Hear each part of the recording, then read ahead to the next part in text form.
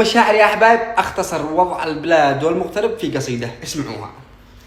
قال يا يمنا يا يمنا يا يمن، يا يمن ما علي من فراقش منقود.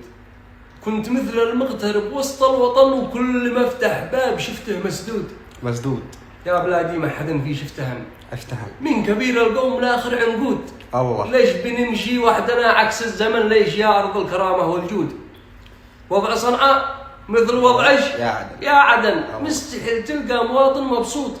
الجنوب الحر غطاه الحزن، والشمال الوضع كله مقصود. وكل واحد يدعي حب الوطن، والوطن من كل الأحزاب مكبوت. تقسم تبهذل واعتجن، يشهد الله الرحيم المعبود.